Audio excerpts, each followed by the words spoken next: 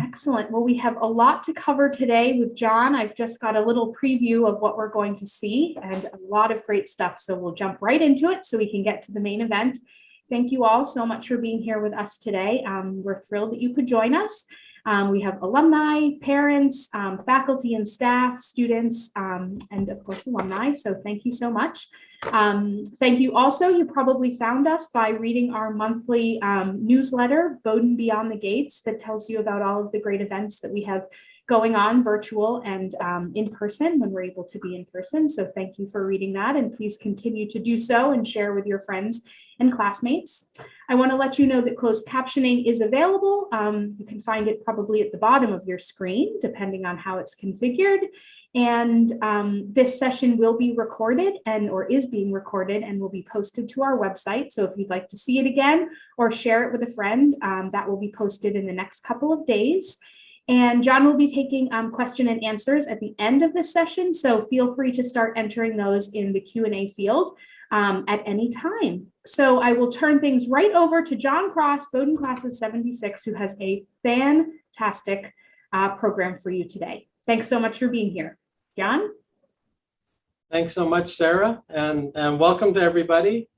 I'm really happy and excited to be able to reach out during this time of COVID and restrictions and be able to interact with a lot of different alumni. So I am going to share my screen and do the slideshow. Okay. Everyone's may be familiar with the 1822 John Brown portrait of the Bowdoin campus with Massachusetts Hall on the left with the small cupola on top, Winthrop Hall, Main Hall, which has a pediment on it. It has the doors facing the campus rather than on the ends. The painting is done in 1822, right after Winthrop Hall has been completed. And fortunately, it had just been built because Main Hall had a fire in 1822 and was out of commission for a while. It had another fire in 1836 and had to be completely rebuilt. So it was rebuilt to look like Winthrop. The wooden chapel that you see in the center there was an unheated wooden building built in 1805. Upstairs was where the college art collections and the college library were for many years. It's a wonder it didn't all burn down at some point. Students were forever playing pranks, stealing the bell from the belfry and throwing it in the Androscoggin River because the bell summoned them to morning prayers. Lots of other things as an account of someone nailing a dead chicken to the door of the chapel or throwing pumpkins around during prayers. So it was kind of a rough and raucous place. In the foreground is a man with a wheelbarrow. We actually know who he was. It's Frederick Trench. He was a baker who came to Brunswick in about 1790, came up from Boston. And he has a wheelbarrow full of gingerbread and also root beer that he sold to students. But this is sort of what the campus looked like originally, three sides of a very small quad. And it was that way for quite a number of years. Right here, I'm using the metaphor of a palimpsest. A palimpsest is basically it's a document written on parchment or vellum, animal hide. And if you ever wanted to erase it or write over it, you just literally scrape the ink off and write over it. For most purposes, you don't really see what was scraped off, but with enhanced techniques in the lower right-hand corner, you can sort of see that there's an earlier document underneath the other document, which can be picked up under certain kinds of light conditions and other kinds of treatment. Palimpsest literally means scraped again from the Greek. But I think that to me is very resonant for one. I think it's resonant for talking about landscapes, physical landscapes, where even if a building is demolished, there is still some evidence on the ground that that building existed. And also in a more social sense, people's presence and activities do leave an imprint on future generations and on history. So even if it may seem trivial, I think it's something that is important. I put this in here partly just to recognize that we are dealing with a human landscape in Brunswick and in Maine and basically everywhere with 12,000 years of human history. And so before there was Brunswick and before there was Bowdoin, there were people living on the land, and we do find that evidence in archaeological sites. In this case, the Damascotta shell midden, which is a huge mound of oyster shells up in Damascotta from centuries of feasting. We have that archaeological investigations around Massachusetts Hall done in the early 2000s. That's Jim Higginbotham supervising some students just on a small test excavation. And it gets at some of the things that we don't really see written about that much in various college histories. We found an awful lot of broken window glass, and I'm sure with the first good snowfall, there are always snowballs flying around the Bowdoin campus. And it seemed to have been a very popular pastime to break windows in dormitories and other college buildings. We also have some food bone, a piece of roofing slate, a small glass tube, probably from the chemistry laboratory, something from a shoe and buttons, just kind of a hole for a lace, a grommet. And these are the kinds of things you get when there are people living around a place and throwing trash out the window or sweeping things out the door. This is a reconstructed floor plan from Charles Calhoun's book of Massachusetts Hall. And you'll notice on the left is a double room, which was used both as a chapel and as a classroom. The McKean's kitchen is in the back, but you see that there's a back hall, and that back hall is no longer there. In fact, what's now labeled the McKean's kitchen has been turned into one large room that incorporates that back hall and closet area. The McKean's parlor and the front hall are pretty much the way that they are now. In the lower right-hand corner, people may remember having, if you've been in Massachusetts Hall, seeing these large cast iron pots. Those are actually not cooking vessels. They're scientific apparatus given to Bowdoin's first science professor, Parker Cleveland, by Sir Humphrey Davy, a prominent English scientist. And they have been part of the display, more or less, in the McKean parlor or McKean kitchen ever since the college was founded. Here's a view from an 1846 map of the town of Brunswick. I've circled the area that to the right of the oval is Massachusetts Hall. First Parish Church shows as C on the left-hand side of that oval. It's somewhat aspirational because the chapel is shown as having been constructed. It actually was constructed between 1844 and 1855. So it was not done at that point, not finished. And also the First Parish Church in the 1846 is in fact the third meeting house.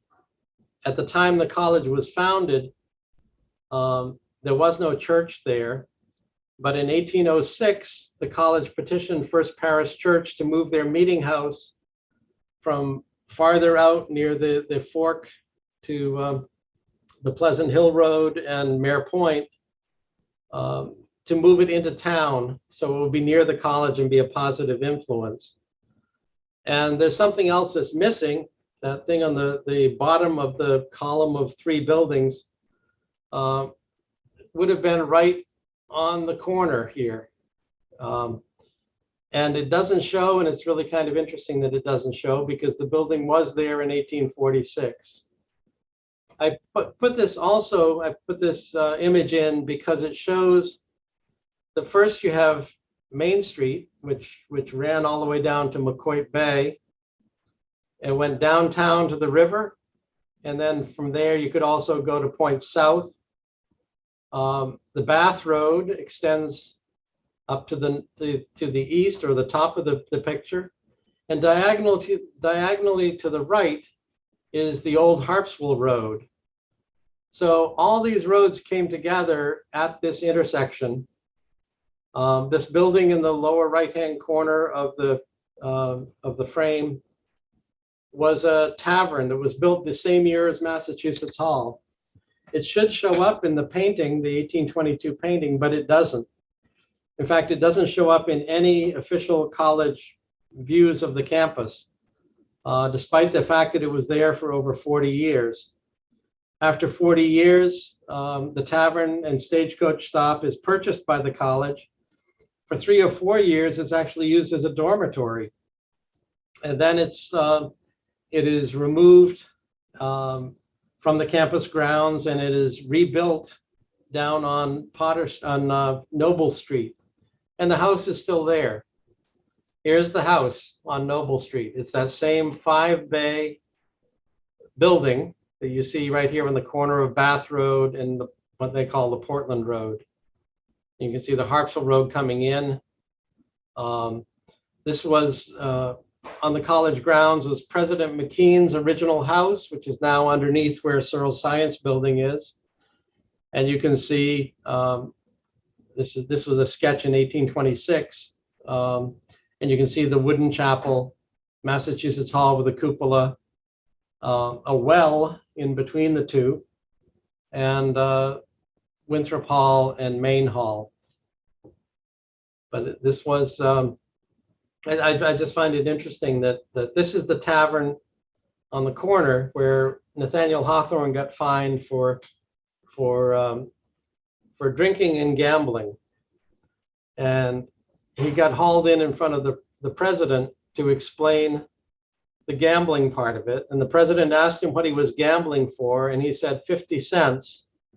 But he confessed in a letter to his mother that it was really for a quart of wine, and the quart of wine cost 50 cents. So he wasn't really telling a lie, but he thought it'd be in more trouble if it involved alcohol as well as gambling. Some of the other gamblers were suspended. Hawthorne was not. This is a view of the campus a few years later. This is probably right around the time of the Civil War. You can see that the chapel has been finished, and Appleton Hall has been built. And also there's the medical school, Adams Hall, has been built as well. First Parish Church had an additional steeple on it.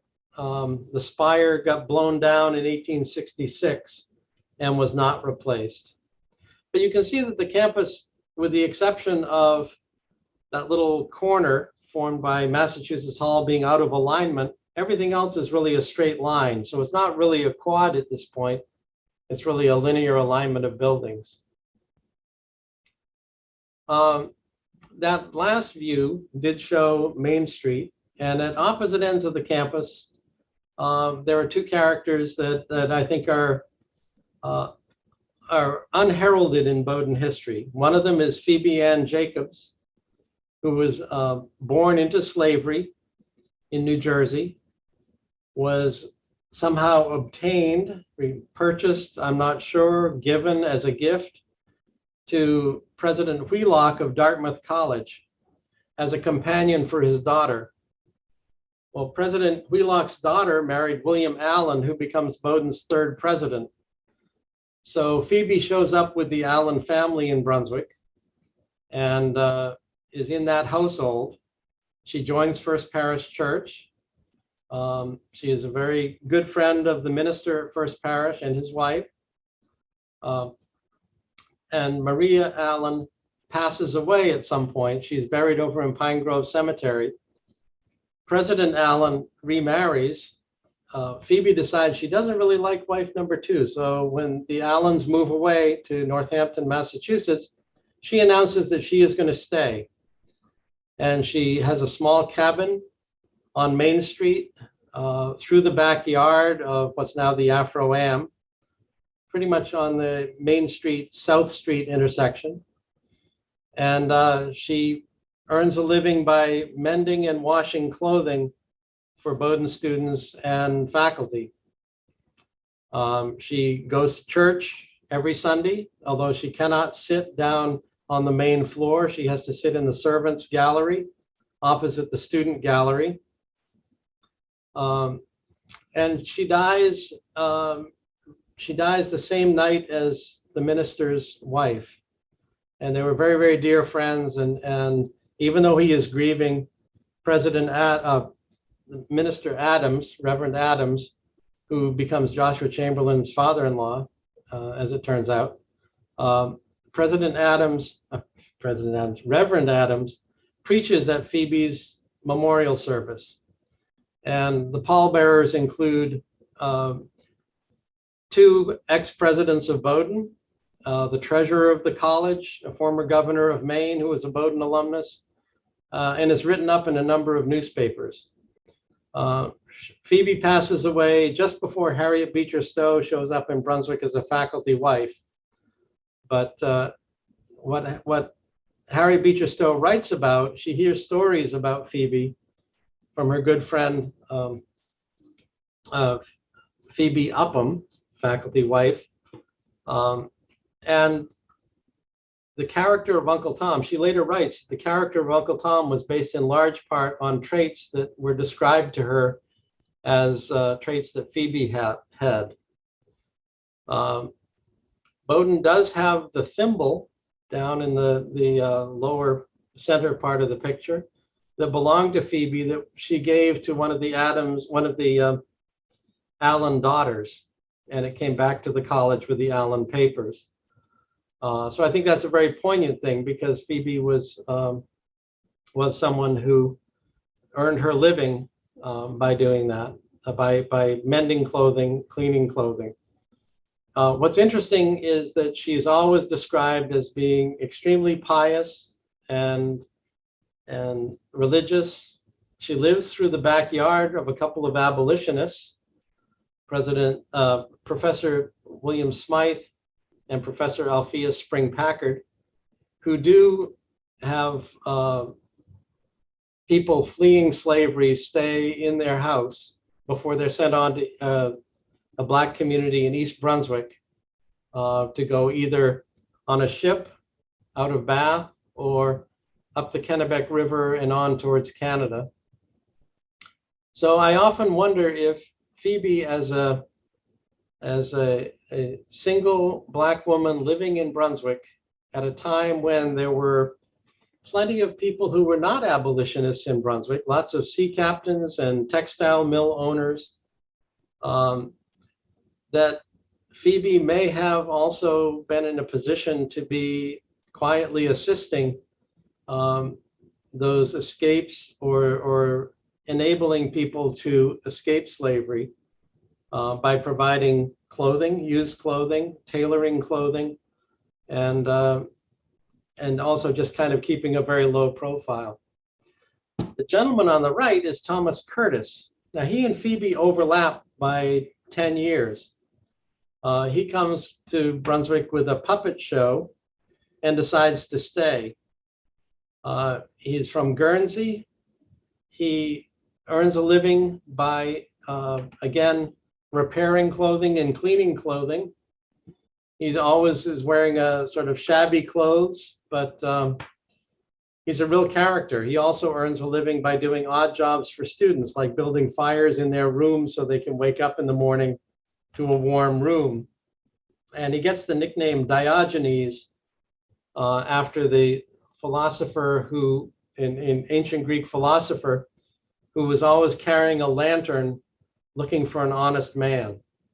Well, Diogenes would walk around the campus in the early morning hours to build fires in classrooms to warm them up, and also in student rooms, and he would carry a lantern. So he got that nickname. He was fond of drink. One member of the class of 1866 described him as more pleasant as a memory than as a contemporary. He was apparently a rather abrupt person. One of the things that he did was he would hit up students for a 25-cent donation, and he kept a little book recording all the donations. And he was hitting up Oliver Otis Howard when he was a student, future Civil War general, and Joshua Chamberlain's brothers. He never really got money from Joshua Chamberlain, but from his two brothers, he did get contributions. He would use the money to buy very good books, and those books were donated to Bowdoin after his death. So there are books that are in the Thomas Curtis collection. But it's kind of interesting that here are two people engaged in the same kind of work who overlap. They must have known each other or encountered each other. One sort of on the pious end and one on the profane end. But both of them had an impact on campus life that's not part of the narrative we usually hear. Speaking of books, this is the Bowdoin Library when it was in the chapel, one of the wings of the chapel. It was open only a day or two a week for students to use. Let's see, this is a picture of Adams Hall. On the left is the Harpswell Road cutting between Adams Hall and Massachusetts Hall on the left. You can see the carpenter shop on the right side of the photo. And the bleachers are for the athletic field known as the Delta, which is in that triangular shaped piece of land in between the Harpswell Road and Bath Road. This was the medical school building completed in 1861. Here's another view with a covered grandstand. The fence more or less lines the road coming in from Harpswell. But yes, this is the area now in the foreground where you'd have Sills Hall and Smith Auditorium. I put this in mostly for the back view of Massachusetts Hall. Excuse me. Massachusetts Hall has a door in the back in this view. It's since been closed up. And there were a number of modifications made to Massachusetts Hall in the 1870s to turn the upper two floors into a scientific gallery, natural history specimens. Excuse me. And it remained that way until 1936, when the college restored it to more or less its original floor plan. These are a bunch of people standing around a whole bunch of granite blocks from Hollowell used to make Memorial Hall, and wondering who got the book that said "Some Assembly Required." This is Memorial Hall. The stage was up on the second floor. It had flat seating. It was not amphitheater-like, and there were seats on the sides as well. And this was more or less the situation until 1950, when Memorial Hall is redone in the 1950s to have sort of a high ceiling first floor, or incorporate two floors, the lower two floors, into an amphitheater type seating situation. This is Massachusetts Hall after the modifications. You notice there's a side entrance here. If you look at the building now, you can actually see the outlines of these white columns that were on either side of a doorway. It's now been turned into a window. The original McKean pantry was a one-story affair. And if you look closely, there's different kind of brickwork over the windows on the second story. But it was a circular staircase that wound up to the upper two floors, which were turned into this science gallery, which you can see here for the Parker Cleveland mineral collections and also natural history materials. So it stayed that way until the 1930s, even though most of the natural history specimens moved over to Searle Science Building when it was constructed in 1894. This is more or less what the Bowdoin campus was like in 1880 when William DeWitt Hyde takes over. Again, you have Massachusetts Hall next to the Memorial Hall. This is the roof line for Adams. Then you have basically Winthrop, Maine, the chapel, and Appleton. You'll notice on the dorms, there's a ridge that runs down through the middle. After the fire in Main Hall, they decided to build the dorms with a fireproof wall that ran right down the middle so that only half the building would burn quickly and people could escape with their lives and their possessions more easily out of the other half. This, up until the 1960s, those firewalls were still there. If you wanted to go down, if you're on the top floor and you wanted to go to the next room on the other side of that wall, you had to go 4 flights down, around to the other side of the building, 4 floors up. Some students would try to hold on to the roof gutter and try to make a quicker journey of it that way. I do know of a couple of instances where someone did take a fall, broken limbs, but no loss of life. But that's why they refer to these as the ends. The ends, incidentally, for Winthrop Hall were known as Sodom and Gomorrah.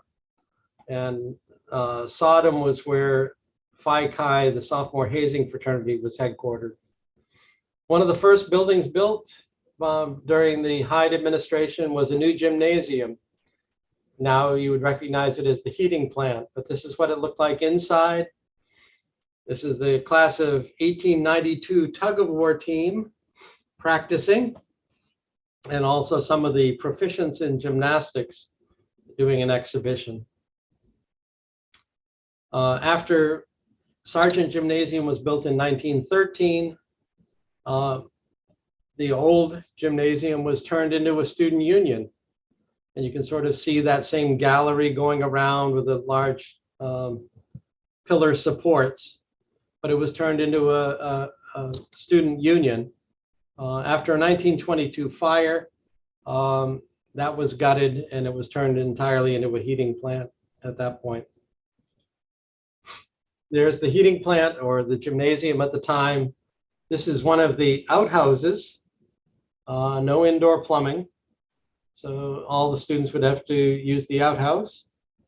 And the observatory, which now is over at Pickard Field, but for a while for some time was right about where the swimming pool was, Curtis Pool, now Studzinski Hall. So that got moved in the 1930s over to Pickard Field. And the tennis courts were also right around here. So it's a different landscape. This is, again, a couple of versions of the outhouse. This one with the prominent Phi Chi symbol on the side. And if you don't think it's intimidating to go out to an outhouse where if you're a freshman and you're about to have sophomores do unspeakable things to you, it really would be kind of a terrifying thing. Usually once every year or so, someone would set fire to the outhouse, the college privy. In the 1870s, late 1870s, they actually blew it up, and that's a picture of the aftermath. It was referred to as the temple, and it's, again, right about where Sergeant Jim is right now. this gives a little bit of a sense of it. This is a 1907 aerial view. I mean, I don't know quite how they did it, but the idea was you're 300 feet up in a balloon looking at the Bowdoin campus. You'll notice that there's a trolley on the Harpswell Road going between Adams Hall and Massachusetts Hall. You'll also notice the tennis courts and the observatory, and the outhouse would have been out here, and that was the area where the explosion occurred, looking at the back of the chapel. There is no Hyde Hall yet. There is no Coleman Hall, no Gibson Hall.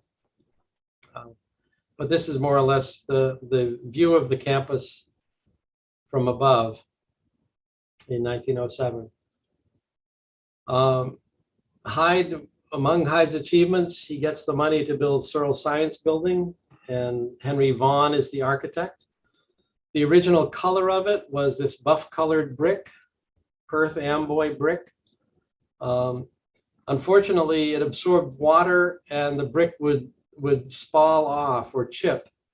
And so it was replaced usually with red brick, and that didn't look very good. So they painted the entire building red, and it's been red really for the last 100 years almost. This is the Thorndike Oak with the small platform. It was a meeting place for classes. The original story is that George Thorndike, the youngest member of the first class to graduate from Bowdoin, picked up an acorn on the campus, and there were not really oak trees around, but apparently it fell off a garland that was being used to decorate for the festivities for the opening of the college.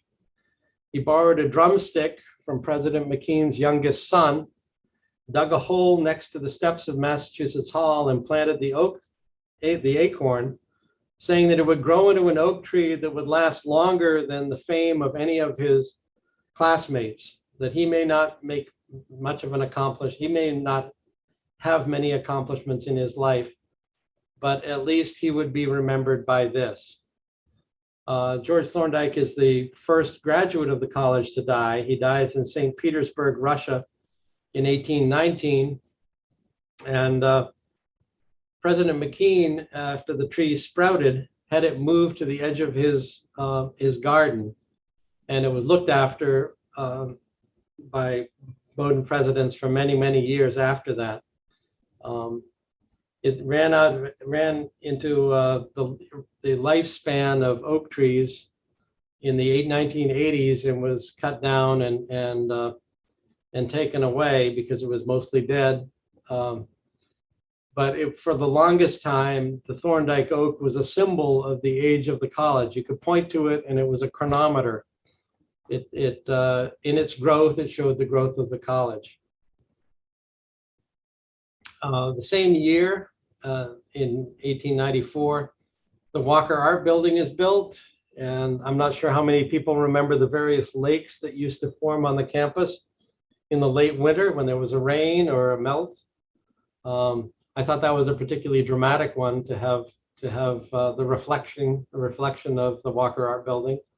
It's been remedied now with better drainage systems, but I thought that was a nice picture.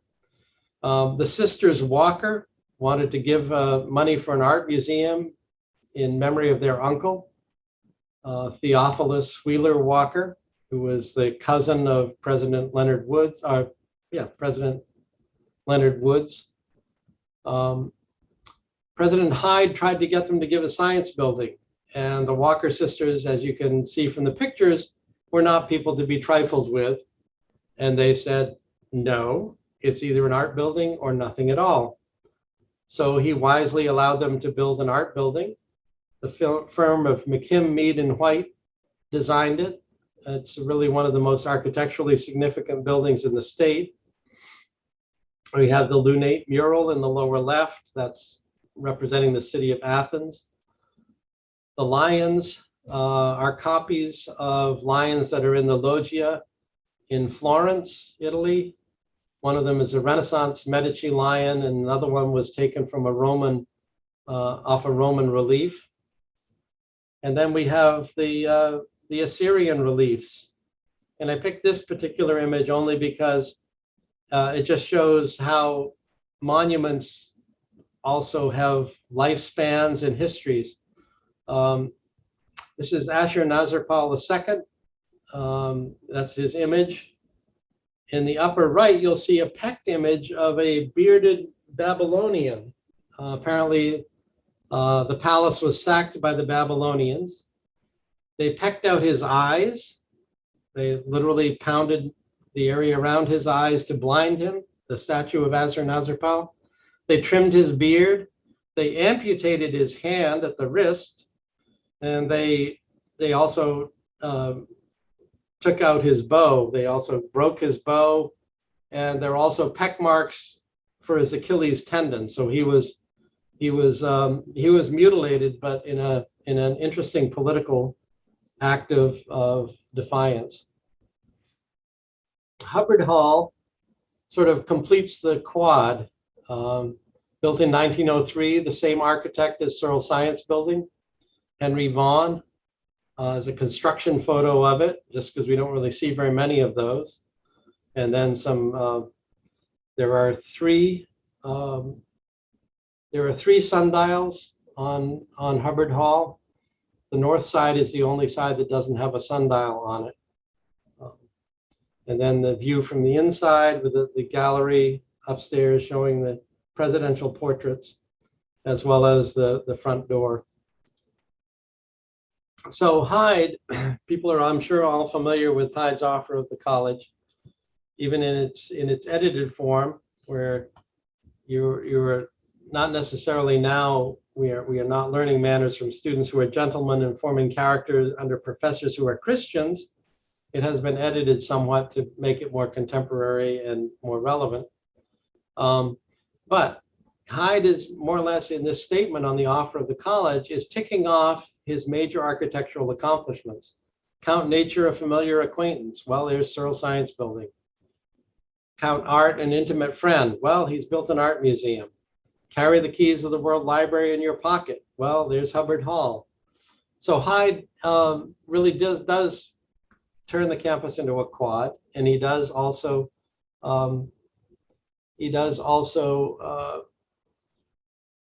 add tremendously to the capacity of the college in terms of art and science.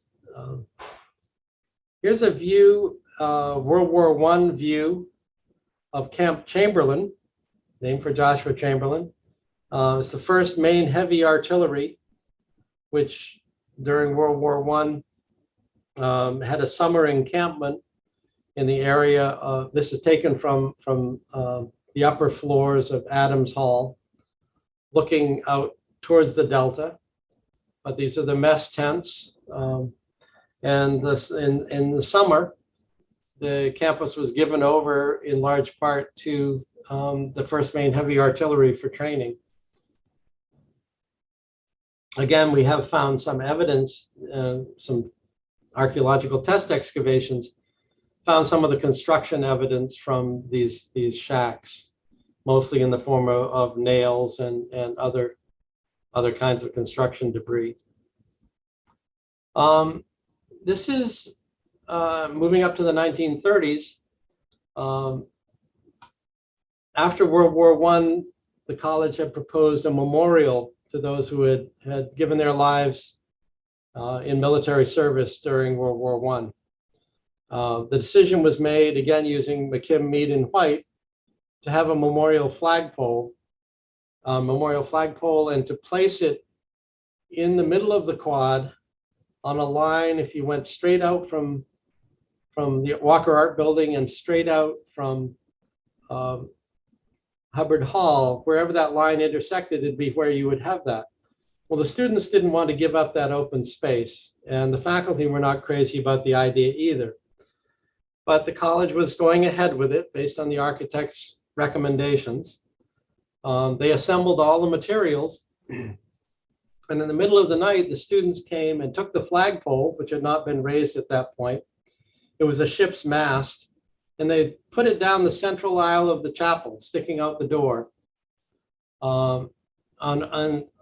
in the bell ringer's nook, which if you go into the chapel, turn immediately left, it's now been turned into a restroom, but that originally was the bell ringer's nook.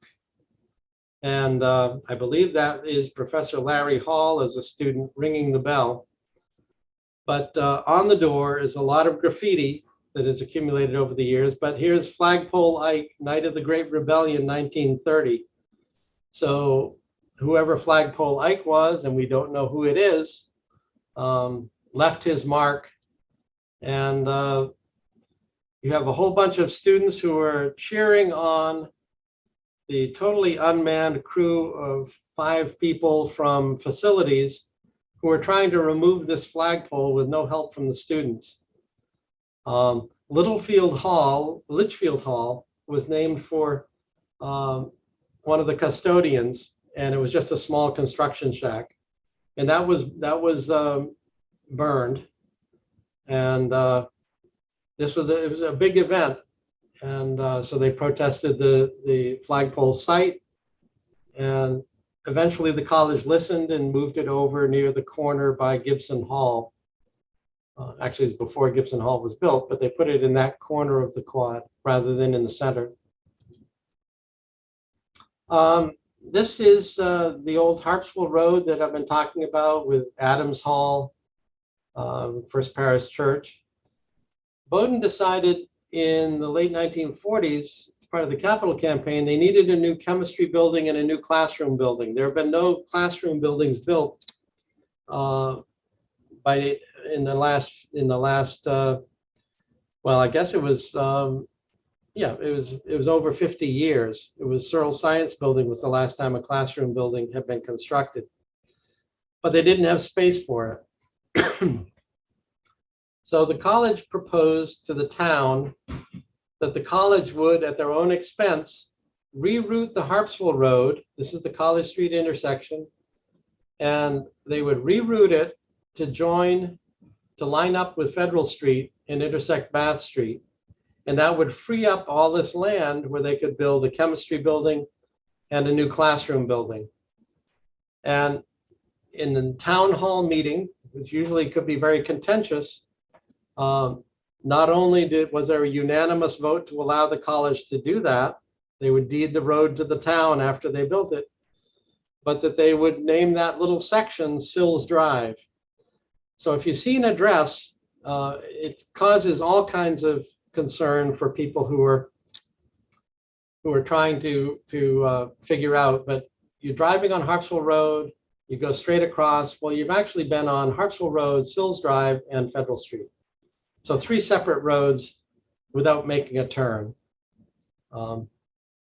Just a few other quick things about things that you kind of, I find really quite fascinating.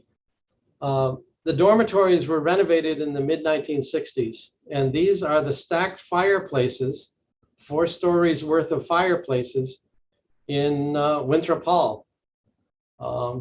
And they completely gutted them and rebuilt them.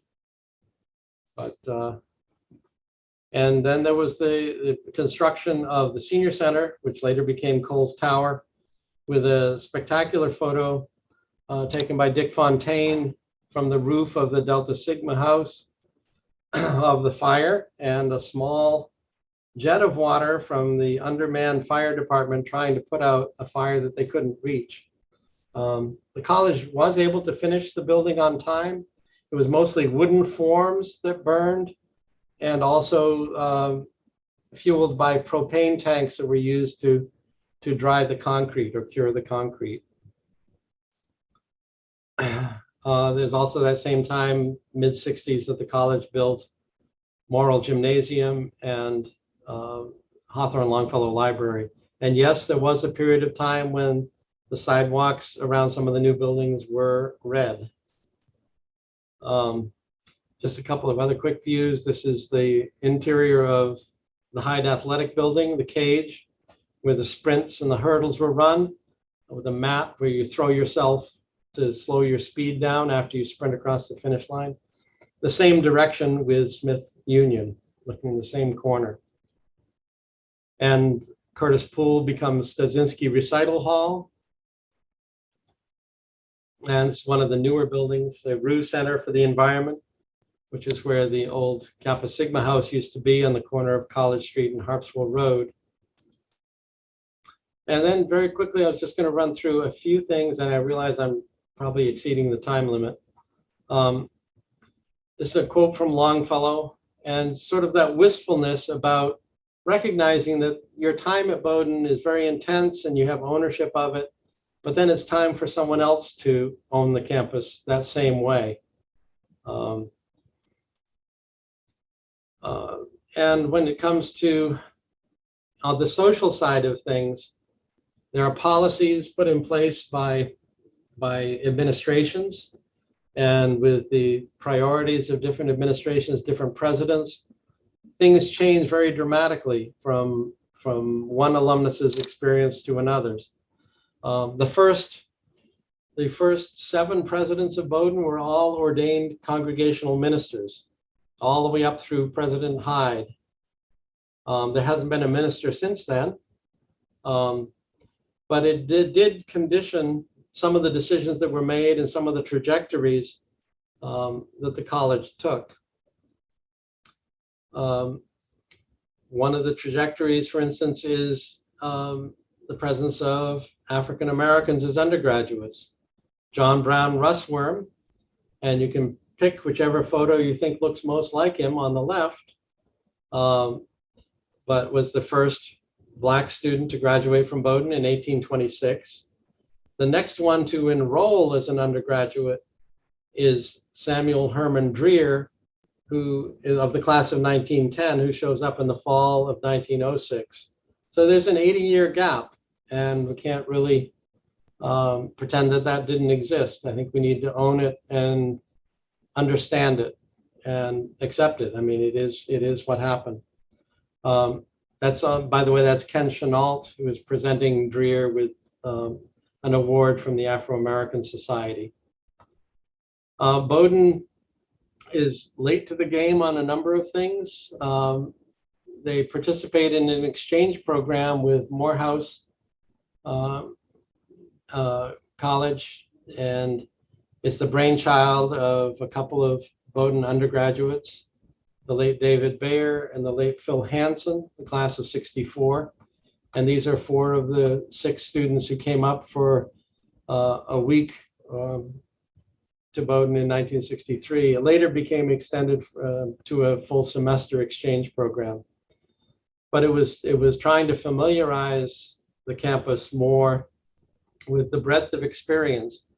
Bowdoin had been marketed for a long time as a traditional conservative New England college.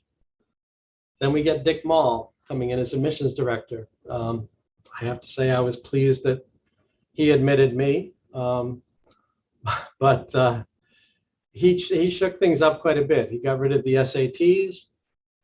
He steps right into the question of, well, I mean, I'm going from that to talking about the people that are admitted and what that means for your experience. This is the class of 1906 in their 5th reunion costumes. I can't imagine a 5-year class being willing to subject themselves to this kind of humiliation, but more or less that's what people used to do back then in 1911. But Dick Mall made the decision or worked with the administration to encourage Bowdoin to admit women. And mine was the second 4-year class that had women in it. My classmate Mamie Lum, my former roommate Rob Rowe, and friend Dave Sargent are in the old gymnasium, in Sargent Gymnasium, trying to figure out what courses they're going to take. But it did change the campus a great deal. And we just got done celebrating that at the college. 50 years of women at Bowdoin. Last year, we celebrated 50 years of the Afro-Am with Paul Wiley and Robert Johnson flanking Roger Howell. But the college, with coeducation and with encouraging greater diversity in the student body and among the faculty, there have been fits and starts, and it took a little while to get things moving in a positive direction. And it took the continuing pressure from students largely to get the college to do what it should be doing. I put this up here to just reflect the role of social life at Bowdoin. There certainly were independents, but there also were fraternities at Bowdoin for some time. And I think I have gotten all the fraternities and one sorority, Alpha Beta Phi, in the upper left-hand corner, which was around for about a decade. But the fraternities, and tried to pair them with their 1980s local chapter names, when national fraternities were more or less, when local chapters broke with national fraternities. Some of them broke early. Delta Upsilon in the upper right became Delta Sigma in the 1950s. I think 1954. Alpha Kappa Sigma grew out of Kappa Sigma over those issues in 1967. Several fraternities closed because they could not reconcile with their nationals over issues of access and also membership restrictions. But it was an important part of Bowdoin life. There were annual competitions for displays, for homecoming displays, as a polar bear kicks a Colby mule through the uprights at the Deke House. And the snow sculpture for Winter's Weekend. This is at what was then the Alpha Delta Phi House, on right across from the campus on Potter Street and Main Street. And some of the other things that were going on back then. I mean, what could possibly go wrong with lots of flaming torches and high winds and a giant bonfire? This is the homecoming rally, home rally before the homecoming game. And then there's a polar bear taking a little cigarette break, just to give a little bit of a sense of things. Several generations of polar bears that have graced the campus at different times. And I just sort of wanted to end with the things that I didn't talk as much about, but these are subjects that the college is studying seriously. There's a project in the library led by Tess Chikalikal, Professor Tess Chikalikal, and students and staff from Special Collections to investigate the college's relationship with some of the voices that have not been heard in the past, but they are present, and questions that have not necessarily been asked about inclusiveness at Bowdoin. And so, we are interested in, I think, owning Bowdoin's history. And in the lower right-hand corner, I mean, I would say for all these things, we need to own that history, good, bad, or ugly, and also be willing to not only learn, but to unlearn some of the cherished stories that we have told ourselves over the years in order to make room for ones that are reflective of people's experiences. One of the things that I think I would also mention is that even short-term, people who are here for a short term, even if someone does not graduate from Bowdoin, even if there's a faculty member who's only here for a year or two, you'll find that there are people out there who interacted with them for whom those are very, very important people. The most important friends and connections and lessons that we learn are not always from people who teach for 40 years at Bowdoin. Not to say that that's not important, but that there are also a lot of people who have a very strong impact as a passionate advisor or teacher, or someone who is a roommate and then transfers or drops out, but they, in small ways, they help shape who each one of us is. And I think that's a really important point. And I'd sort of end on the note that a quote from James Baldwin, which I really like. The great force of history comes from the fact that we carry it within us, are unconsciously controlled by it in many ways, and history is literally present in all that we do. And with that, I think I'm done. So thank you very much. And I will look at some of the chat and Q&A questions.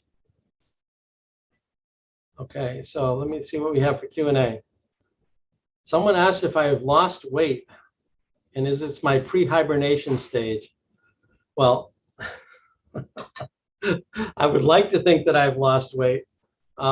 As a former hockey goalie, I think I'm also perhaps endeavoring to make my body approximate 4 feet by 6 feet so that I can plug the hole in the front of a net.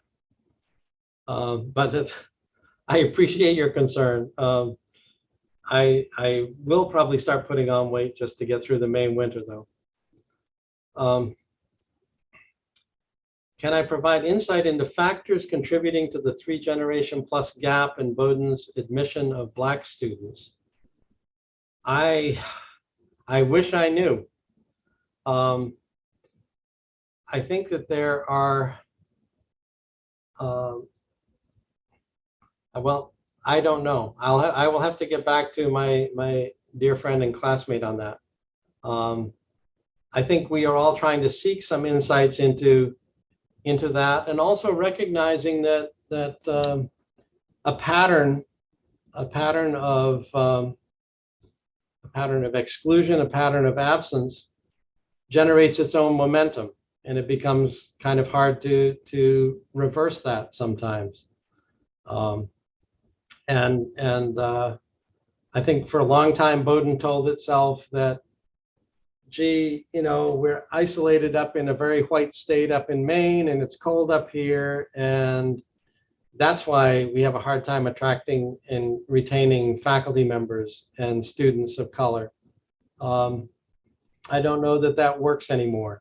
I think it's a story that we need to examine, and I think we need to be very open about the fact that there are those problems.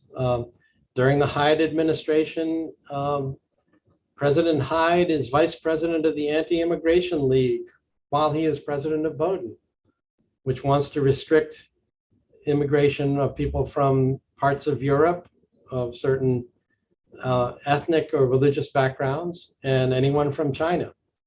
And that works for like 20 years. I mean, they are successful in lobbying for restrictive immigration policies.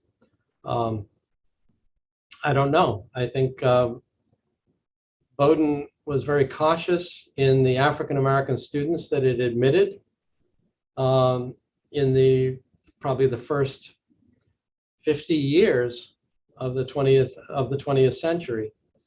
And you'll find that most of them end up graduating Phi Beta Kappa or summa cum laude or both. They are people of extraordinary accomplishments, but they are rare. People are going for a very, very few sure things when it comes to admissions. When it comes to Black students in, say, the first half of the 20th century. That's really an issue. Who built the house that was Sigma Nu previously? I assume that the first Sigma Nu house was actually the old Aru house, which was the old house built by John Calvin Stevens for Professor George Taylor Files in the German department. But the one that you're talking about that's now Baxter House was built for Hartley Cone Baxter, who was a Bowdoin alumnus. His family owned the Snowflake Canning Company, and they were a very prominent family in Brunswick. It was built the same year and by the same architect as the Deke House, which is why there are some architectural similarities. But after the death of Hartley Cone Baxter, his nephews, Bob and Dick Morrill, who were in Sigma Nu, managed to arrange for the purchase of the house by the Sigma News, which freed up the old Sigma Nu house to become then the Aru house. But it was Hartley Cohn Baxter. It was a private residence. He was the first person in Brunswick to own a motor car, and used to putter around on the streets, just scaring horses and amazing people. Does Bowdoin have any questionable ties to slavery? As for example, Amherst does. I'm not sure about Amherst. It's interesting, there's a published biography of James Bowdoin II, for whom the college is named, who did have enslaved Africans in his household in Boston, as a footman or as a maid. He does own people. I'm not sure how many. I think it would be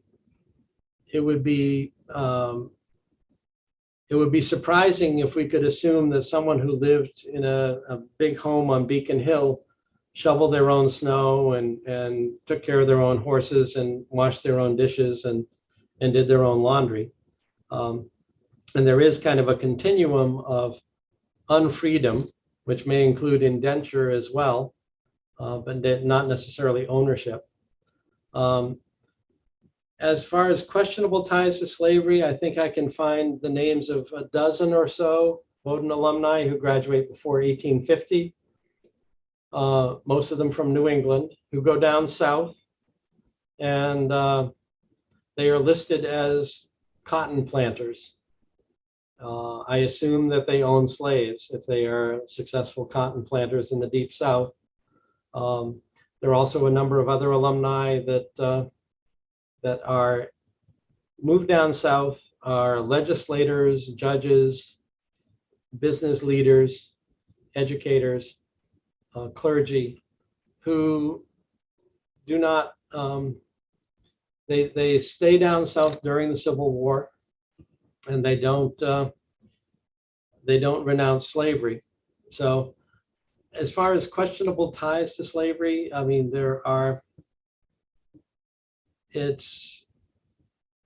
I suppose any tie to slavery is questionable.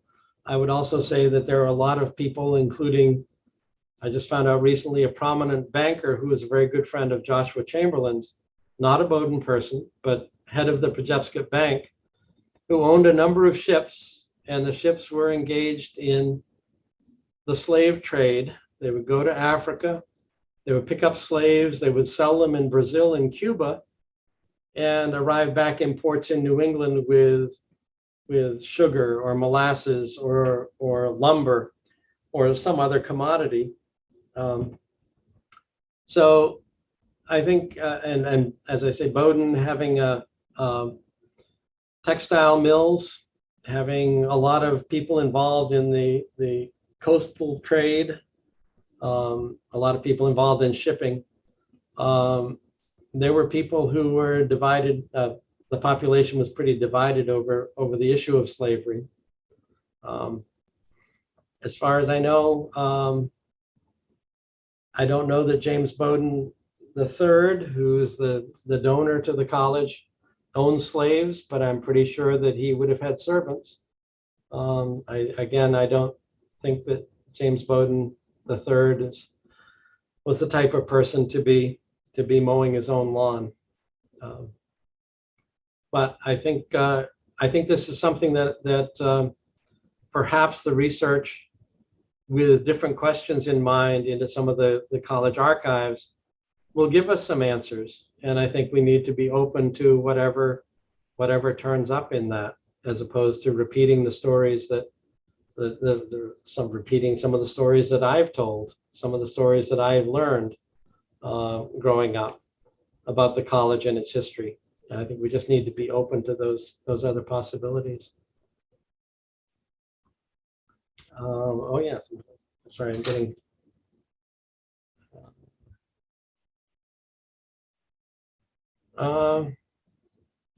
Integration of the Bowdoin Pines into the discussion. It's talking about the condition of the pines, and the community regrets the condition of the pines. It's a really excellent point. The Bowdoin Pines, as we know them, were planted in the 1890s by a Bowdoin alumnus, Austin Carey, who is one of the foremost figures in the history of American forestry. But he ended up planting thousands of white pine trees here and on the town commons. And the only problem, he felt that it would be an asset to the college, that they could harvest the pines and it would be a source of income, but they needed to be managed as a woodlot. The college used to have a college forester, and then that hasn't really happened in the last 30 plus years. So now all the trees have grown up a little too close together. They haven't been thinned out, and they become a hazard as more and more of them blow down in windstorms. They are pretty vulnerable. So I think the college is planning on planting some more pines, and perhaps planting not just white pines, but other species. Some of the other native species of pine that are more salt tolerant, maybe don't grow as fast, but may more closely approximate the pine grove that was next to the college when it was opened. What former fraternity houses are currently utilized by the college? As for the chapter houses, let's see. What used to be Zeta Psi or Chi Delta Phi is now Ladd House, used as a dormitory on College Street. Baxter House, formerly Sigma Nu, is also college residence. Deke House, Kappa Delta Theta, is used for the admissions office. Reed House, which was Chi Psi, is also college residence. Psi Upsilon or Kappa Psi Upsilon is a college residence. It's Quinby House is the other name for it, the current name for it. Macmillan House, Theta Delta Chi, is used for student residence. The Helmreich House, which used to be Eru, and before that Sigma Nu, is used as a residence. And the college also has the Alpha Delta Phi House is now Howell House, named for Roger Howell, who was a member of that fraternity. And that's also used by the college as a residence. The houses that have been removed are the Delta Sigma House, or the Delta Upsilon, Delta Sigma House, was removed a number of years ago. The Beta Theta Pi House was sold for, was removed, and the land has now got a private residence on it. And the Kappa Sigma House is underneath the Rue Center for the Environment. That was also removed. Well, actually, Phi Delta Psi is now Burnett House, and that for quite a while has been a college residence. So I think that, I'm just sort of doing it off the top of my head, but I think that's probably it as far as houses. So I don't know if I see any other questions. Just wanted to thank everyone. Oh, and I actually, down below here, I guess what I'm sharing with my screen now was the geology picture,